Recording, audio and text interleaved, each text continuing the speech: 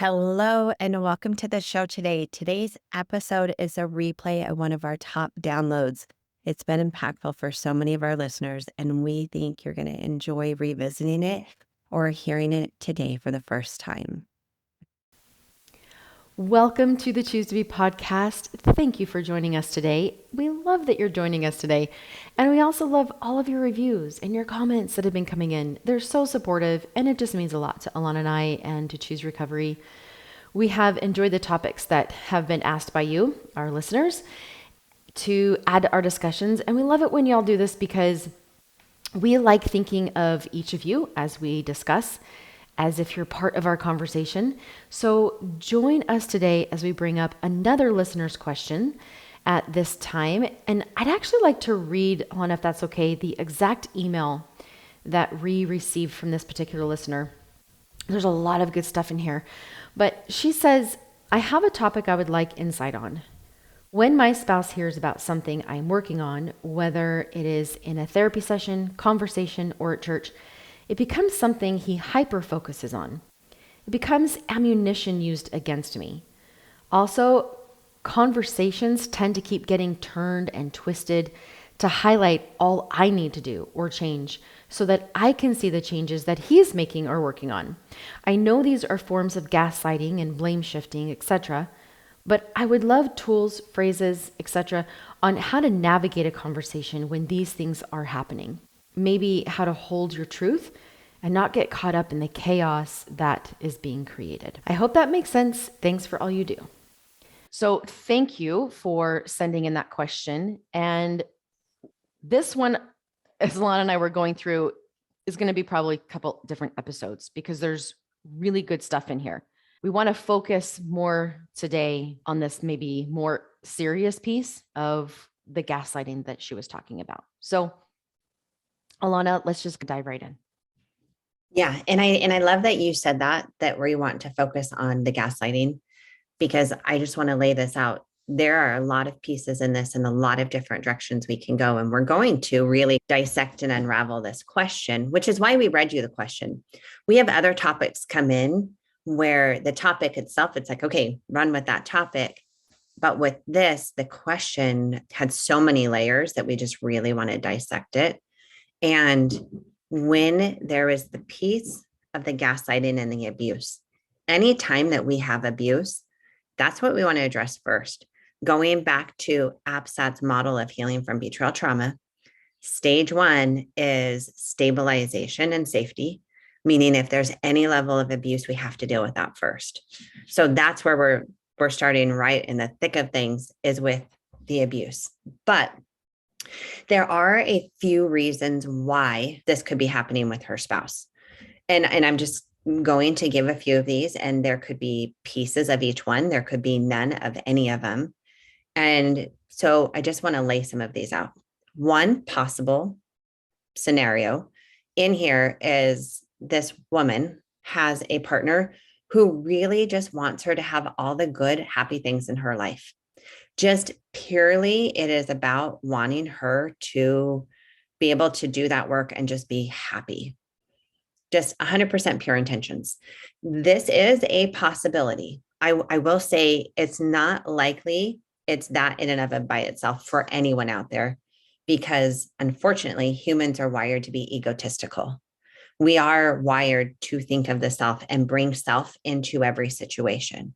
And so, and how much self we bring and how much of our own self we put on other people varies from person to person. So even though this could be a possibility, this in and of itself is not very likely. The next one is they want change for you because it means less pain and discomfort for them. This one I see a lot. We're going to go into this one in particular in future episodes. And I will just say with this one, this goes both ways. I see both partners doing this. So we're going to dive into that one in a future episode. Another one is it's easier to focus on another person than really look at our own stuff.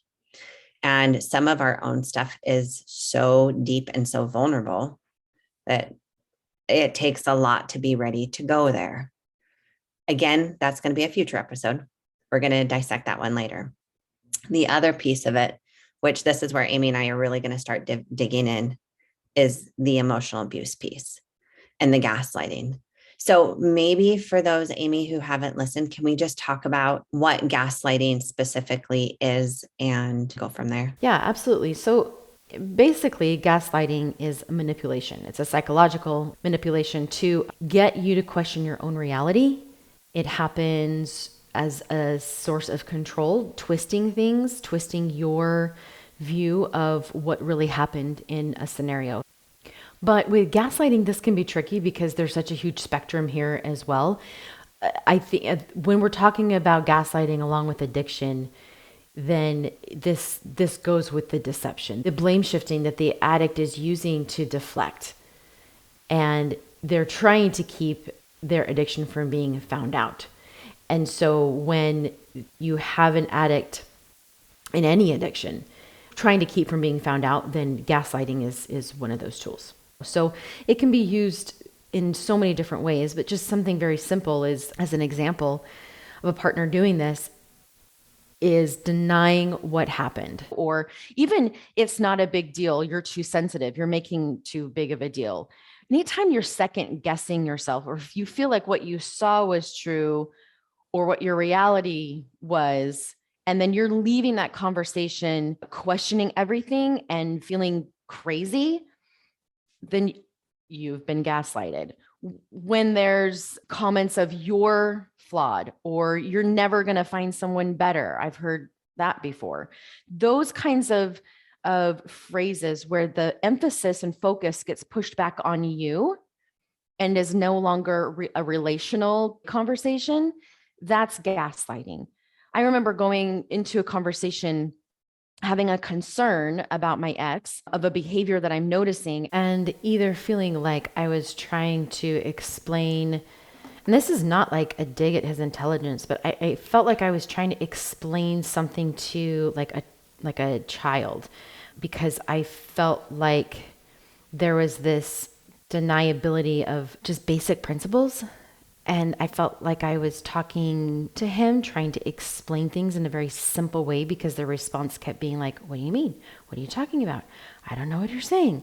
Kind of that denial. And I would leave the conversation feeling beat up and feeling like it was all my fault that he was behaving that way, and how I need to change and what I need to do to fix the marriage. It ended up all being about me, nothing about him. That's gaslighting. Yeah. Gaslighting, it makes you question your sanity, your feelings, your instincts, your reality. Everything. Yeah. I remember with Luke, one of his ways that he was really good at gaslighting was, I call it the stupid card, but he would pretend not to remember, or he would pretend that he didn't understand, or being confused. He would pretend to be confused. And the more confused he was, and he fully admits this to this day, like, yeah, that's what I was doing. But the more confused he was, and the more I tried to explain, the more the conversation just got crazier and crazier and crazier. And other things could be like pretending not to understand behaviors of yours, or labeling what you thought you saw or your thoughts as crazy or imagined, or questioning how you remembered it. I think I said that in another way, but denying promises or words that they said they would do, or even like trivializing your feelings as being too much, too sensitive. Yeah. You're just taking this way out of proportion. Those type of things all fall under the category of gaslighting, and gaslighting is a form of emotional abuse. Yeah. It's emotional manipulation. Yes. Yeah. Yeah. And that manipulation is abusive. And this, I just want to like pause for a minute and just talk about the word abuse, because Amie and I can use the word abuse and we throw it around. But for a lot of people, this word in and of itself is very, very uncomfortable, because we tie a lot of meaning to this. Like if you are listening to things that resonate and you go, oh, does this mean that my ex was abusive? Or does this mean that my spouse was abusive? What does that mean about me? Or if I admit that there might be some level of emotional abuse, that means I have to leave, because I always said I'd leave if there's abuse, or fill in the blank with whatever meaning.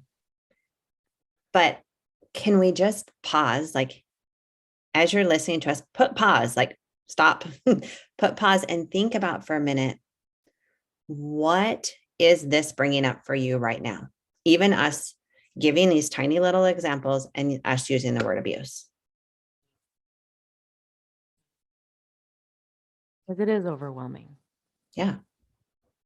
And I think that when you're already questioning everything, these other pieces is even scarier. When you're already scared that you might have to make a decision that you don't really want to make, this just adds to all of it. And we have a society that really does, we add a lot of shame to those who are in abusive relationships and don't change it.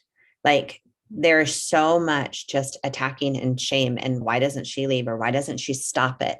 And we put all of that pressure and responsibility. So I just want to give you permission, whether you're in a relationship or outside of the relationship, that today, as you're listening, you don't have to do anything. This is an awareness. And then with this awareness, then you can choose if you want to do something with it or not. And even that doesn't mean stay or go if you're still in the relationship. Just recognizing. Yeah. I'm going to go ahead and actually refer everyone, if you are questioning, am I in an abusive relationship? Go to chooserecoveryservices.com, go to events and scroll under free.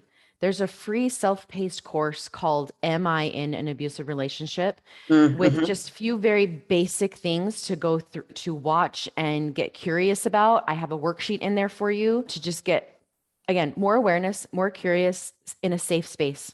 Because I remember, like, I created this for those that are in the shame. You don't really want to believe that this is happening. And it's scary to make an appointment with someone and ask that question, you know? Yeah. So go to that, use that free resource to get a little bit more curious about what we're talking about today. I am so glad you brought that up. And having a safe place to explore this, to ponder this, like, you're on a journey right now, a journey of learning and healing and self-love and acceptance for you, that this can be one more piece of your journey. So with the abuse, with gaslighting, we really want to highlight an acronym that describes what can happen in conversations, because I really feel like this is happening with the question that came in. The term is called DARVO. And DARVO, it's an acronym that describes a typical response of a guilty person when they've been accused of some kind of poor or bad behavior. So DARVO, and we'll go into what it means in just a minute, but DARVO, traditionally, it's referred to when we're talking about perpetrators of sexual crimes, rape, physical abuse, sexual addiction. Well, really any type of addiction, we'll see a lot of DARVO pop up. But really, it's when you're calling out someone's behavior that's either poor or questionable. And going back to the question, I just want to highlight really quick. This is where my brain really went to the DARVO, and tell me, Amie, if you did the same. But the question said, when my spouse hears about something I'm working on, it becomes something he hyper focuses on. But here's where it really, like, this is where my brain picked up. It becomes ammunition used against me. Now, words matter. So ammunition is now a weapon. So it's becoming weaponized. It becomes ammunition against me. Also, conversations keep getting turned and twisted to highlight all I need to do or change so that I see the changes he's making or working on. Let's jump into the acronym DARVO and what that actually is and what it looks like. I love that you highlighted, went back to her email, because yes, those words do matter. And as soon as I saw those, I was like, oh boy, like, not that I'm saying that she's in an abusive relationship. This is behaviors. Can we just clarify that too, right? Oh, We can please. have abusive behaviors and thinking and it not be an overarching abusive relationship, because there is a difference. And I am going to refer you to the episodes that Kim Day and myself did. Yes, those three And parts here. and this, let me tell you, Kim's assessment is brilliant and it will help determine really what's going on here. And that is, do we have abusive behavior and thinking because of the addiction, or do we have an overarching abusive relationship. So there's two different aspects here. That's why I think I want to just pause to clarify that, because I think that a lot of women who see the abusive pieces show up think, oh my gosh, my whole relationship is abusive. No, when there's this sexual addiction piece to it, then we want to see that. And her assessment will help you to clarify that. These pieces are just hard to make sense of here. And I will just totally acknowledge that. So the more we can break it down to specific behaviors and the patterns of those behaviors, then we can really see things a lot more clearly. Really quick, I appreciate you highlighting that, because you and I have had very different experiences. Yeah. I had a relationship with a man who was deeply, deeply, deeply in addiction. And part of that was there were these abusive behaviors that showed up: the lying, the gaslighting, the manipulation, the trying to make me question everything, the tearing me apart so he could feel better in his addictive behaviors. But when he really started to work recovery, not just sobriety, but when he really started to work recovery, those things started shifting. And he was open and willing to really see things differently. But when you have somebody who is truly in an abusive mindset, even with all of the recovery, they have, whether it be from a very young age of the pornography, or they have parents or a parent who was abusive to them, it really has become the lens through which they view the world. And so they don't see their behavior as problematic. They actually see that they're living normally, and that this type of abuse is deeper and more complicated to heal from. When we have this type of abuse, you better triple your level. I don't even want to say triple, because I'm trying to like exaggerate it. But then some people are going to sit down and like do the math and go, okay, times 3. But it is going to take significantly longer to heal from this. If ever, to be brutally honest, because the longer they live in this space and the older they are, unfortunately, we see less change from this. It's really significant. And I know that's so heavy to hear, but I got to speak truth. But there are resources to help. And that's what I am so grateful to be a part of. I am so blessed and grateful to be a part of this work that is coming forth to help identify this and help get clarity, help women get the healing and get out if they need to, if their partner isn't doing the work.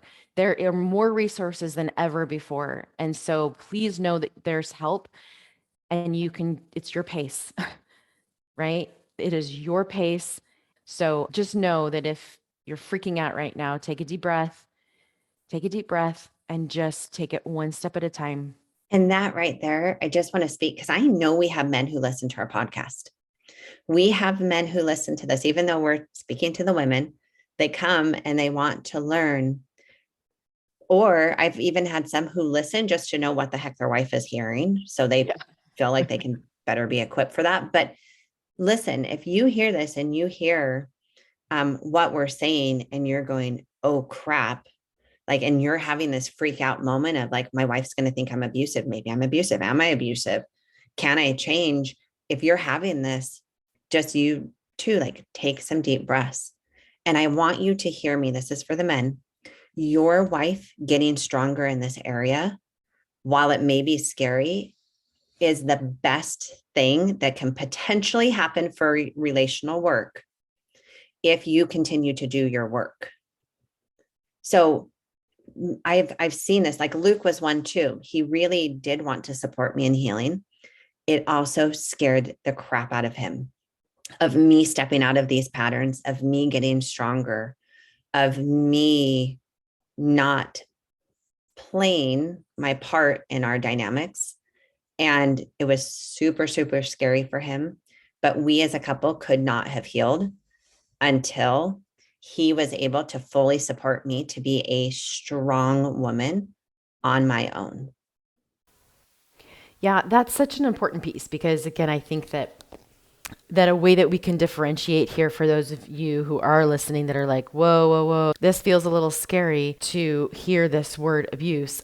To reiterate, when the addict gets into recovery and deals with the acting out, deals with the lying, when they see the impact that this has had on you, on the wife, then that can be devastating for them to see that actualized. And so, I think this is what you're saying here. It's most likely not something that is going to be actualized early, but once their brain starts to heal and they have empathy and they start to see what they've, again, their impact, then hopefully that looks like them making restitution, repairing the damage the best they can. And that's when it's strictly related to addiction. When that isn't noticed, when it isn't actualized, then we've got a deeper abusive issue going on. And me personally, have never met a man who, if he does go, oh my gosh, I wonder if I'm having these abusive behaviors. I wonder if this is me. That would be my first response to that is, okay, we're not what the abuser that we're talking about here. Right. We're Okay, talking about because we're a talking real about both abuser- abusers, but we're not Right? talking about the abuser that is deep seated in the way that they Deep-seated. view in Because the a world. deep-seated one would never say that. 100%. A deep-seated one would deny, which goes into this D part of DARVO is deny. Yes. Okay. And so deny is pretty self-explanatory, but you'll see the person accused of wrongdoing simply denying that it's the case. I never said that. I never did those things. And this is where that gaslighting piece starts to come into play. Nope, that didn't happen. Nope, you're right. And sometimes this deny is way, way more sneaky too. It's like admitting to just enough that they know, like, oh, you saw me hiding in the room, but actually, like, it wasn't what you thought it was. Yeah, like I'm trying to think of a good example. Hiding in the room isn't a good example, but they give you just enough of like, okay, maybe you saw this, but the rest of this is not true. And so that sometimes when they give you that tiny bit of truth, but then still deny, that in and of itself can be confusing. So sometimes it's, I never did that. I didn't do that thing you said. And sometimes it's a lot sneakier than that. Oh gosh, yeah. It's so sneaky. And especially when they're normalizing their behavior, and when I remember thinking it's not okay that you're going to a sports bar with women. I don't care if you're in school with them, going to sports bar at night, like the best idea. I don't feel comfortable with that. And rather than hearing me out or considering why that would be a concern or not such a great idea, it was a lot of just, well, everyone does that. Well, why is that so bad? And also that sneaky part of it where their actions are different than their words. Will you go empty out the garbage and you just get nothing, no response, crickets? Or when you're like, hello, did you hear me? Will you please go take out the garbage can? And it's sure, but they don't ever move. They don't ever do it. That's, oh my gosh, I'm like having flashbacks. Like when those actions are different than the words, when that's a pattern that's happening over time, that's another sneaky way that we might not pick up on that. But I just often felt, even when I'm working with clients and I'm listening to their story, and I find myself feeling back and forth in their own relationship as I listen to things happening. Well, maybe she's okay, maybe him, well, maybe she, that back and forth kind of confusion is a little red flag for me. One of the number one ways, again, in grad school, I remember them teaching on abuse, and they said, watch for the confusion and the fog. Fog is a word they use. If you see a client who has a lot of fog, especially where they can talk in all of these other areas of their life with a lot of clarity, but then when they really start getting into the relationship, then this like almost like this fog comes over and they can't really make sense of it. And they're struggling for words and seeing how these pieces actually fit together. That's not like a hard, fast, yes, it's abuse, but that's a really good red flag for me to go, okay, we need to explore this. Oh, such a red flag. I'll have a lot of women just fumble through and half like fragmented sentences. But do you know what I mean? Like, I don't even know if this, and they'll just stop and go, I don't know if I'm making any sense. And I'll just sit there and go, oh, girl, you're making more sense to me than you will ever realize. And that's why I love being able to support women in this, because there's not enough that get it, right? There's more, unfortunately, professionals that will hear that and think something's wrong with you. Let's fix you. And my brain goes to, I think there's something else going on here. I need to dig a little bit more, because most women, like you said, who can be completely fragmented and clear in these other areas, but not here, that's a big red flag to me. Mm-hmm. So, and really, the deny is where the gaslighting starts. yes. Like as soon as they start denying reality or lying or hiding, already we're gaslighting has started. Yes. And those are the most common abusive behaviors around addiction, is that lying, deceiving, and gaslighting around that, along with a lack of empathy. But even with the gaslighting, this can be tricky because there's such a huge spectrum here. But that blame shifting is, really what they're trying to do is keep their addiction from being found out. When they are evading discovery, that's a different lane than someone who also has a sense of entitlement, and not just entitlement in the relationship, but if you're noticing entitlement in other areas of his life, financial entitlements, sexual entitlement, even entitlement to your body, that cohesive control is entitlement. That's when you really have something different happening here than probably what we're mostly referring to, which is get the distraction off of me. So I'm going to deflect and distract. We're going to take a really fast break and tell you about some of the things coming up at Choose. If you've been through betrayal, you know it's more than heartbreak. It can shake your sense of safety, trust, and even your connection to yourself. That's why we created the Courage to Thrive Intensive, a 4-day betrayal trauma intensive happening October 14th through the 17th in Spanish Fork, Utah. In this safe and supportive space, you'll learn how betrayal impacts your body, discover ways to create safety within, gain tools to manage triggers, and set healthy boundaries.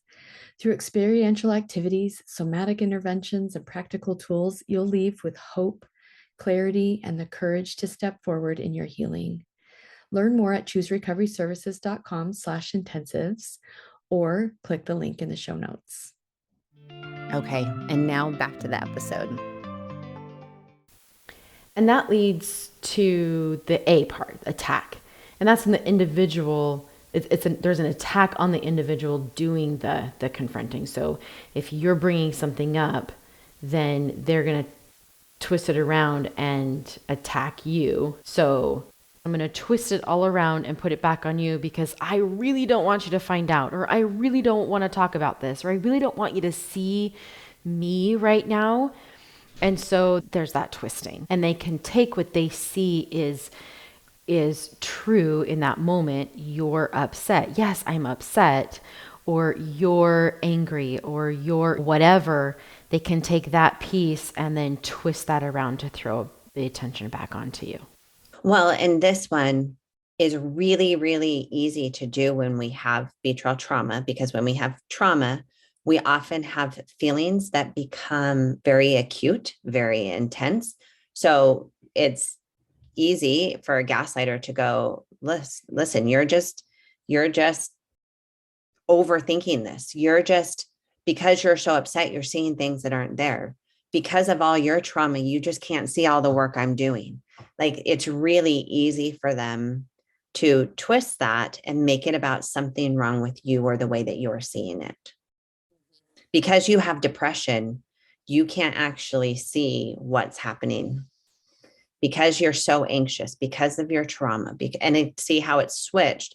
And the thing that's confusing with that is there's truth. I do have trauma, or there's truth of, yes, I have depression, or I am very sensitive. Of course, I'm very sensitive because of all the things I'm going through.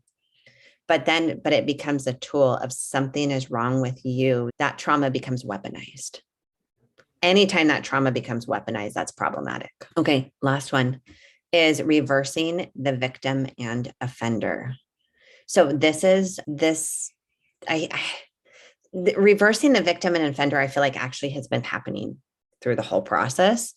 But this is where really it's turned around enough that the person who brought up the issue now has become the offender.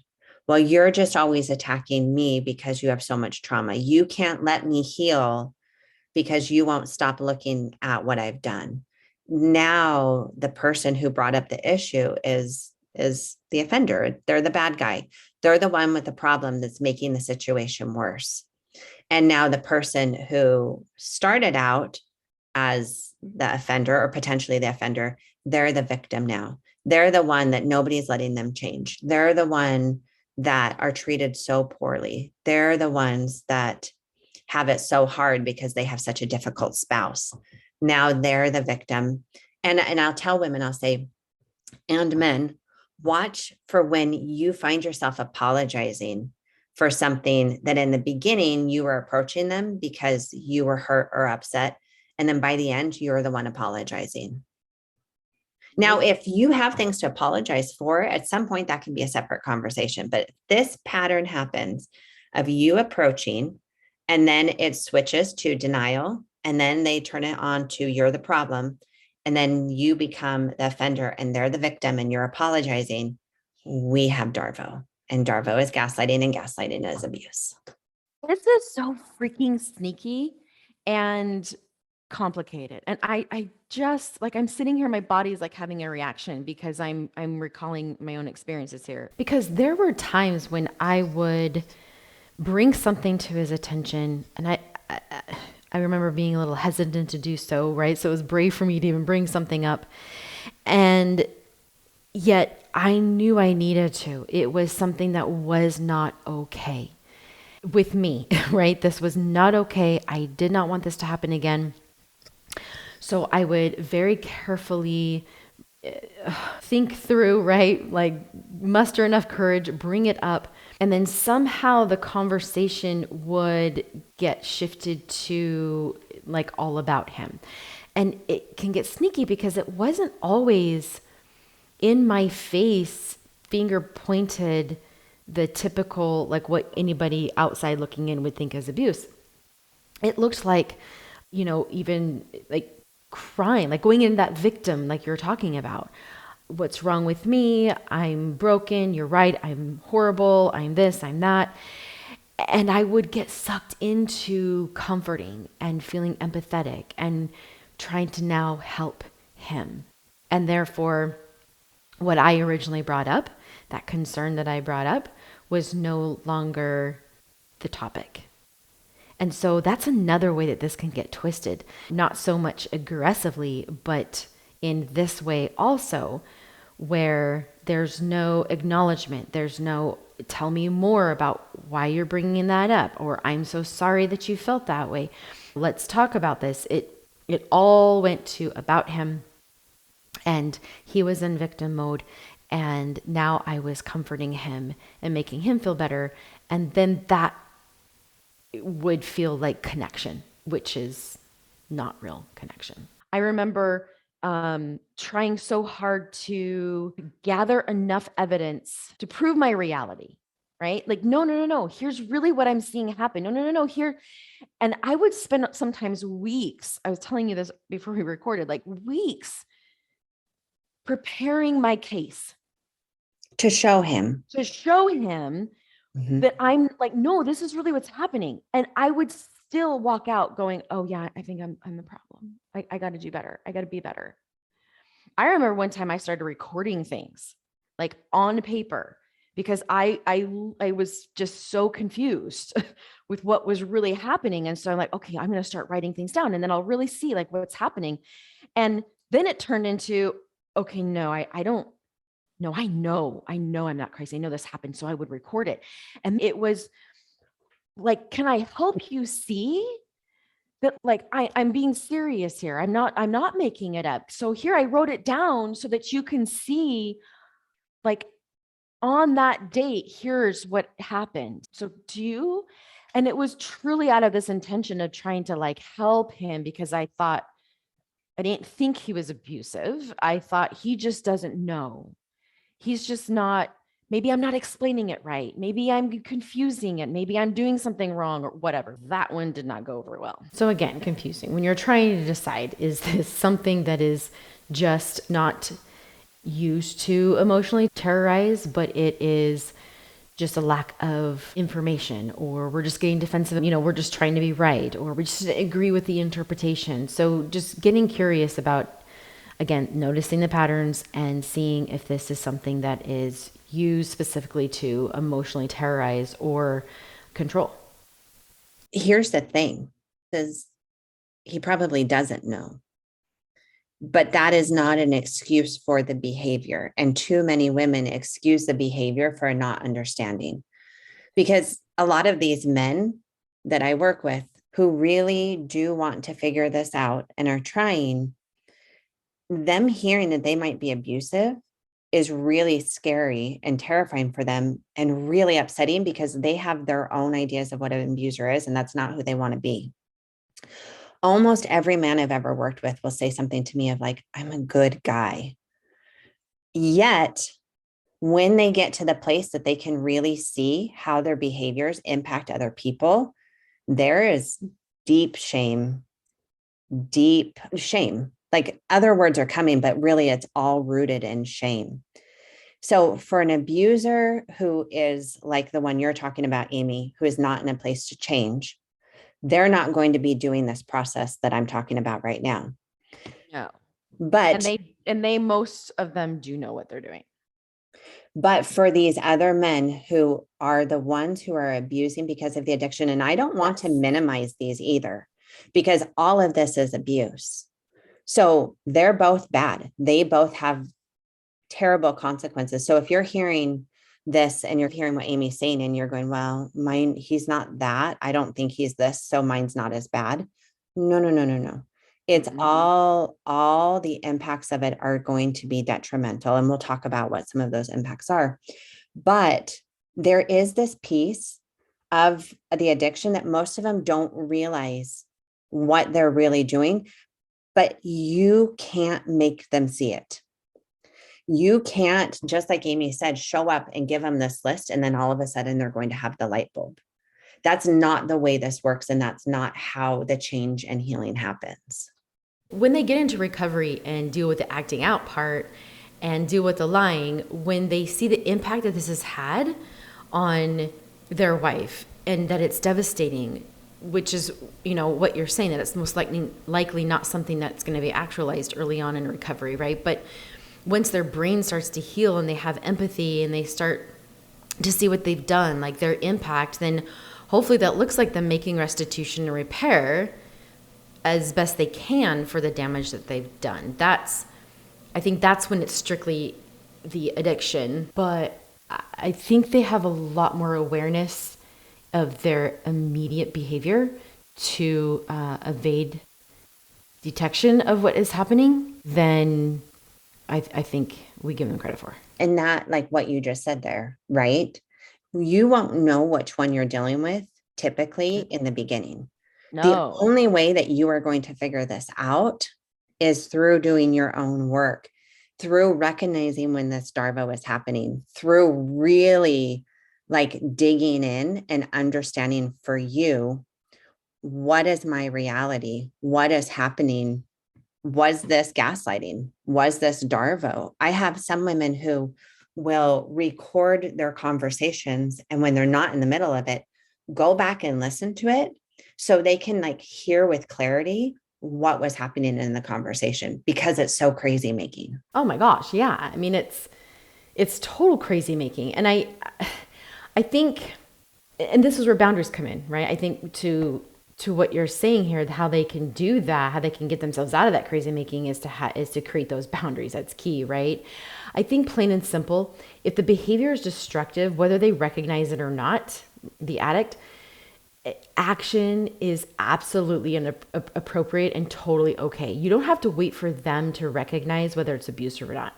I just see a lot of women waiting to be kind of like on the same page as their husband, to agree with their behavior, like, okay, this is abusive, right? Okay, like, you see what you're doing, right? And they're never going to see what's happening by you telling them. So this is just where a lot of women get stuck, because their partner denies or claims ignorance, and that's where it just gets all tricky. Just with the gaslighting, with this DARVO, I just want to highlight really quick some of the effects of this and emotional abuse across the board.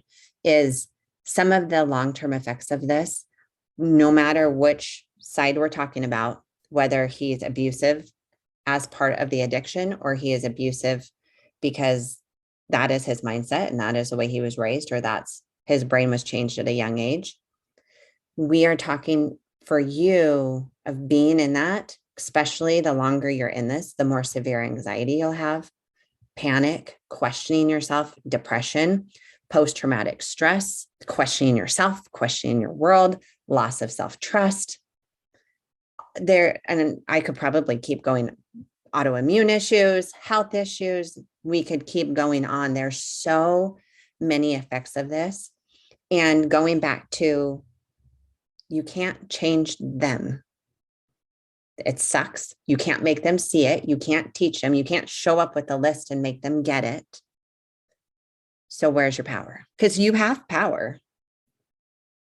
So where is it? Where does it start? You absolutely have power. And I think that's the biggest piece. And I think it's where I'm really passionate about in terms of helping women see this piece. Hearing all of this can feel very powerless. Yeah. Seeing what might be happening in your relationship can feel very hopeless. And when you can step back and come back to you and really get out of their reality, step at a time, because that's not easy to do. Can I pause you? What do you mean by their reality? Because you said something earlier off air around his truth and his reality and pulling her into it. So can you just explain that piece really quick? Yes. So part of this abuse is them trying to get you to see their reality, the reality that they've created in order to keep the pressure off of them, in order to live with their choices, in order to stay silent, to keep you silent. They've created a false narrative for themselves, which feels true to them. We don't need to go into all of that thought work there, but it feels very true to them because that's how they're surviving. But they're bringing you into that.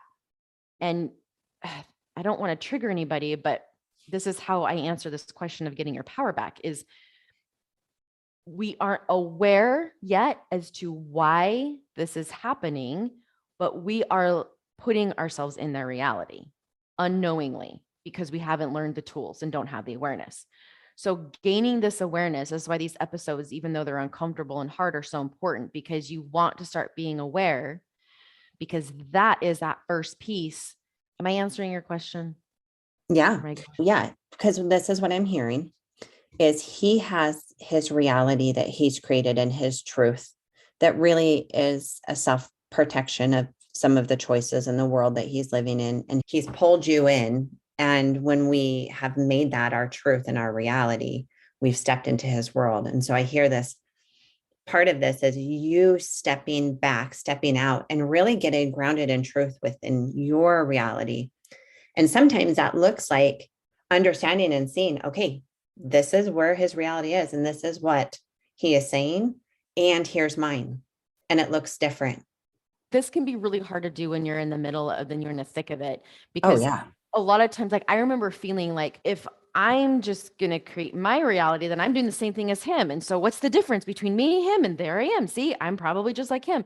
Like this is that tricky part that I was talking about earlier, but it's distinguishing the world of the gaslighter and the real world. And I think one tool that you can do, because you asked for some tools too, is to start writing things down. Yeah. And paying attention to your body. I always try to guide women to the body, because the body knows quicker than your brain and spirit right now. And so go to the body and maybe just start writing down, here's here's how I felt going into the conversation, during the conversation, and after the conversation.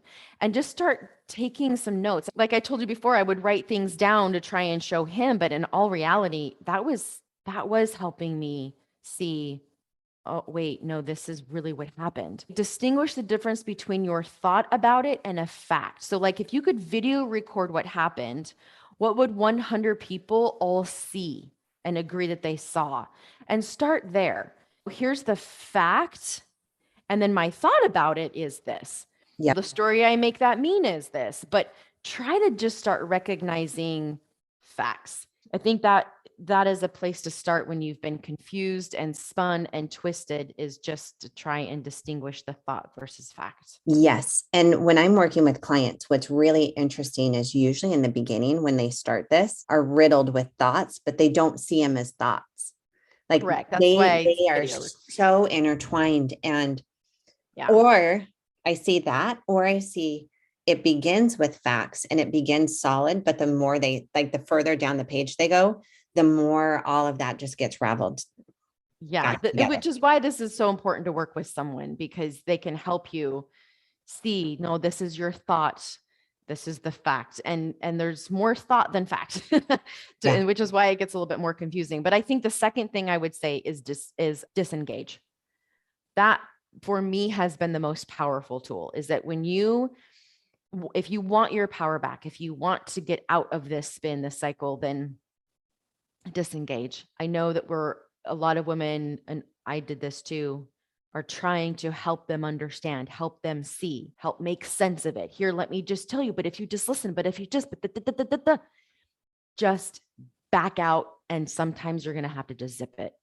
And that's been the hardest, like, you know me well enough, that is so hard to zip my mouth and not try to explain or say something. Yeah. And what you're talking about is breaking the pattern. Because Yes. the reality is, especially relationally, is we are both part of the pattern. Now, Yes. we're both not equally responsible for the No. pattern, but if we've been sucked into the pattern, or we have chosen to jump in or to engage or to talk back, we are now part of it. And so there needs to be some level and some distance to pull back to gain the clarity. I use the analogy of, if you're in the middle of a city in Europe and you're totally lost and you're like wandering through streets and you're trying to see, like, was it this street or was it this street? Sometimes we need to just go up high so you can look down and we can see all the roads and we can go, oh, okay, I was going here and I was going here and then I went here, but really here's my path. Sometimes we have to pull back, get to that higher ground so we can have more clarity of the overall situation, to be able to then go back to the ground and figure out which roads we need to take. Yeah. Which is why what you said in the very beginning of this episode is why safety and space, like creating that, what's the word you use, but just that basic safety and space is so important here. The majority of women who are in abusive relationships, once they get that separation, whether it's a weekend separation, whatever, that is when things start to click. They're like, oh, I call it ground zero. I think I shared this before, but I remember he had gone away for a business trip for 2 weeks. And during those 2 weeks, I oh my gosh, I was a new person. I vacuumed. I listened to music. I did my dishes without worrying about slamming them. I made noise. I lived. And that was my ground zero. And anytime I didn't feel comfortable just living, that was my sign that something was off. So getting that space is a beautiful way to get your ground zero, your reality check. Oh, this is what I actually do. This is how I actually live. And that's okay. When he's here, I can't do that. That's, your brain might be saying that. That's your own, that's a great red flag to see when you're not in your power. Yeah. Yeah. And the last thing I would add with power is get educated. Yeah. The more you know about emotional abuse, the more you know about gaslighting, the more you know about DARVO, the less effective it becomes, because you start stepping out of it. Yeah. So get educated. Education leads to empowerment. And not just with emotional abuse, but with the addiction. The more you know about how the addiction works, what it does to the brain, why they are responding the way that they're responding. When we're talking about addiction, there is a playbook. There is a way that is very typical responses. There is a way of coping. There's a lot of pieces to it that are very similar across the board. There's tons of nuances, yes. But when we can really get educated, we are now more empowered to know and to make choices for ourselves. And, going back again to that initial email, the last sentence, she said, maybe how to hold on to your truth and not get caught up in the chaos that's being created. We can't hold on to our truth if we don't know it. So part of our own work is we have to get clear. We have to pull back enough to figure out and know what our truth is. Yeah. If we don't do that, how in the world do we stand in it? Yes. And again, one of the best ways that we can, if we really want to help educate them, then it is to set boundaries with clear, strong response that, like this is not okay. And I want to just add that sometimes when women listen to these types of episodes, they feel like this message of they're just telling me I have to leave my relationship. Oh. And I just want to reiterate, that's not what we're saying. You may feel the need to, you may feel the need not to, but whether you're separated, whether you're divorced, whether you're in a relationship, whether you want to be in a relationship again someday, or you're hoping to engage with your spouse someday, these pieces are still foundational for you engaging in a healthy relationship. These pieces, you knowing your truth, being able to stand in your truth, having that self-awareness, that self-compassion, those are actually part of a healthy interdependent relationship.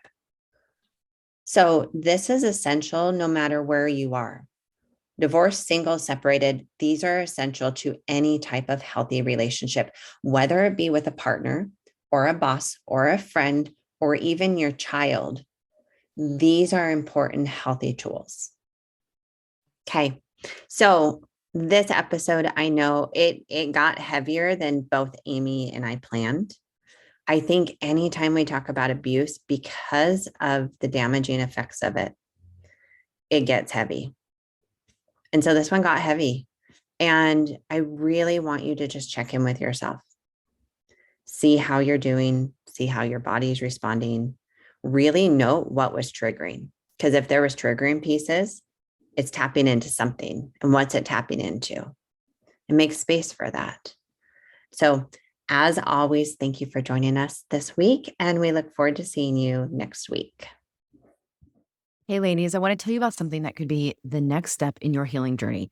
It's my group coaching program, Believing in You. And it was created for women like you who've been through betrayal, abuse, or deep relationship pain and are ready to reconnect with yourself again. Believe in you again. Because when your world is shattered, it's not just the relationship that breaks, it's your belief in your own worth, your voice, your intuition, your future. And I get it. I live that. That's why I created this space where you don't have to figure it out alone. Each week, I coach you live, teaching tools, concepts, worksheets galore to help you really become more aware of what your old beliefs are and helping you shift into new beliefs. Teaching tools that actually support your nervous system healing and help you shift the beliefs that are keeping you stuck. You'll also get resources between sessions and be surrounded by a community of women who totally understand. It isn't about whether you're staying or leaving. It's about you choosing and learning to believe that you can trust yourself. You can heal, you can love, you can create something beautiful on the other side of this, no matter what the other person in the relationship does.